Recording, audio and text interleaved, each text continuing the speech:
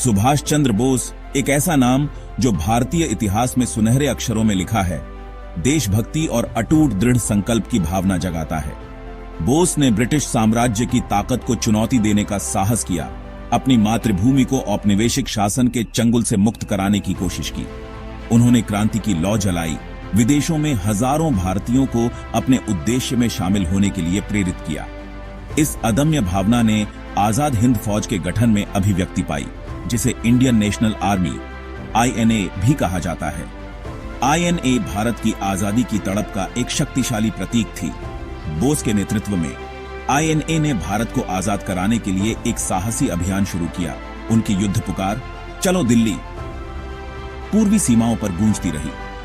सुभाष चंद्र बोस और आजाद हिंद फौज की कहानी केवल भारत के स्वतंत्रता संग्राम का एक अध्याय नहीं है, यह स्वतंत्रता के लिए मानव आत्मा की अदम्य इच्छा का प्रमाण है। आजादी के लिए उनका बलिदान और अटूट प्रतिबद्धता भारतीयों की पीढ़ियों को प्रेरित करती रहती है।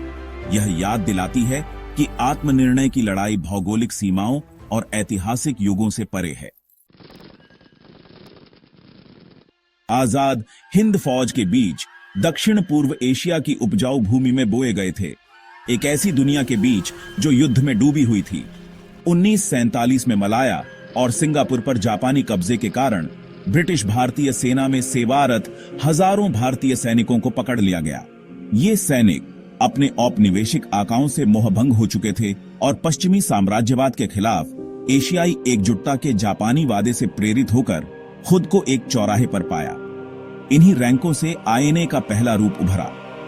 ब्रिटिश भारतीय सेना के एक अधिकारी कैप्टन मोहन सिंह ने इन युद्धबंदियों को आजाद हिंद फौज के बैनर तले संगठित करने की पहल की। शुरुआती दिन अनिश्चितता और साजो सामान संबंधी चुनौतियों से भरे थे। नई सेना के पास संसाधनों और स्पष्ट दिशा की कमी थी। जुलाई 1947 में सुभाष चंद्र बोस के दृश्य में आने से एक महत्वपूर्ण मोड़ आया। INA की अपार क्षमता को पहचानते हुए बोस ने आंदोलन में अपनी विशिष्ट गतिशीलता और वैचारिक स्पष्टता का संचार करते हुए कार्यभार संभाला। उनके आगमन ने INA में नई जान फूंक दी, इसे एक बेतरतीब सेना से एक अनुशासित और प्रेरित सेना में बदल दिया, जो भारत की मुक्ति के लिए लड़ने के लिए तैयार थी। दक्षिण पूर्व एशिया में सुभाष चंद्र बोस के आगमन ने भारतीय प्रवासियों को झकझोर कर रख दिया और आजाद हिंद फौज के रैंकों को मजबूत किया। बोस में अपने आसपास के लोगों को प्रेरित और प्रोत्साहित करने की अनोखी क्षमता थी। वह भारतीय लोगों की नब्ज को समझते थे। उनके नेतृत्व में INA में एक उल्लेखनीय परिवर्तन आया। बोस ने अपने सैनिकों में उद्देश्य और राष्ट्रीय गौरव की भावना पैदा की। उन्होंने सैन्य अकादमियों और प्रशिक्षण शिविरों की स्थापना की। बोस का नेतृत्व युद्ध के मैदान से आगे तक फैला हुआ था। वह भारत के उद्देश्य के लिए अंतर्राष्ट्रीय समर्थन हासिल करने के महत्व को समझते थे। उन्होंने आजाद हिंद सरकार की स्थापना की। चलो दिल्ली के युद्ध घोष के साथ आजाद हिंद फौज ने भारत को ब्रिटिश शासन से मुक्त कराने के लिए एक साहसी अभियान शुरू किया। बर्मा के जंगलों और भारत की उत्तर पूर्वी सीमाओं में उनकी शुरुआती सफलताओं ने ब्रिटिश प्रशासन को झकझोर कर रख दिया।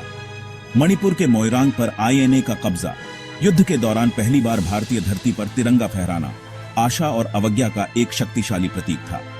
हालांकि INA की बढ़त अंततः कई कारकों के संयोजन से रुक गई। युद्ध का मोड़ एक्सिस शक्तियों के खिलाफ हो गया था और बढ़ते नुकसान का सामना कर रहे जापानी अब INA को उसी स्तर का समर्थन प्रदान करने में सक्षम नहीं थे।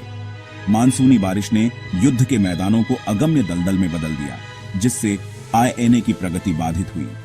अपनी अंतिम हार के बावजूद INA के सैन्य अभियान का भारत के स्वतंत्रता संग्राम पर गहरा प्रभाव पड़ा। इसने ब्रिटिश अजेयता के मिथक को तोड़ दिया। यह प्रदर्शित किया कि औपनिवेशिक स्वामी अजेय नहीं थे। लाल किले, दिल्ली में INA अधिकारियों के मुकदमों ने देशव्यापी विरोध प्रदर्शन शुरू कर दिए और भारतीय जनता को प्रेरित किया, जिससे स्वतंत्रता आंदोलन की लौ और तेज हो गई।